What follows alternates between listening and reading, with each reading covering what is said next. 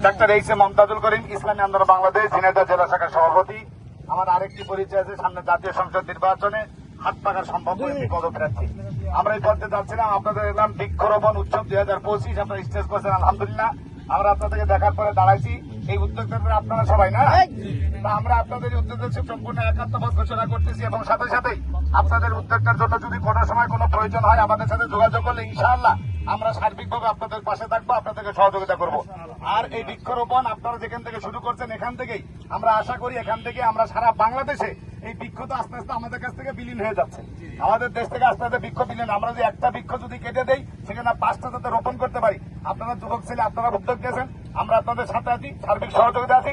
আমরা শুভকামনা করি যে আপনাদের এখান থেকে এই বৃক্ষরোপণের কর্মসূচি সারা বাংলাদেশে যাতে জোরালো থেকে জোরালো হয়, ছড়িয়ে পড়ে। আল্লাহ রাব্বুল আলামিন কবুল করুক আমাদের জন্য, সংগঠনের জন্য, 20 চলনের জন্য, সামনের জাতীয় সংসদ নির্বাচনের জন্য আপনার কাছে দোয়া চাই। সাথে সাথে যুবক ভাইরা আপনারা জানেন যে 24-এ গণ অভ্যর্থনা হয়েছে, এই 24-এ গণ অভ্যর্থনার এখন 3টা স্লোগান হয়েছে।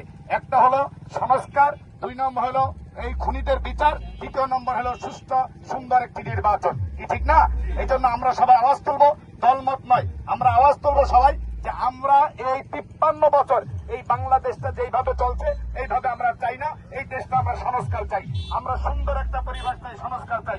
সংস্কার হবে, সংস্কারের পরে এই জুলাই অভ্যর্থনায় এই সমস্ত শহীদরা জীবন দিচ্ছে, রক্ত দিচ্ছে, এদের বিচার হবে, এর বিচারের পরে সুস্থ পরিবেশ হওয়ার পরে একটা নির্বাচন হবে। কি আমরা চাইলে ইনশাআল্লাহ?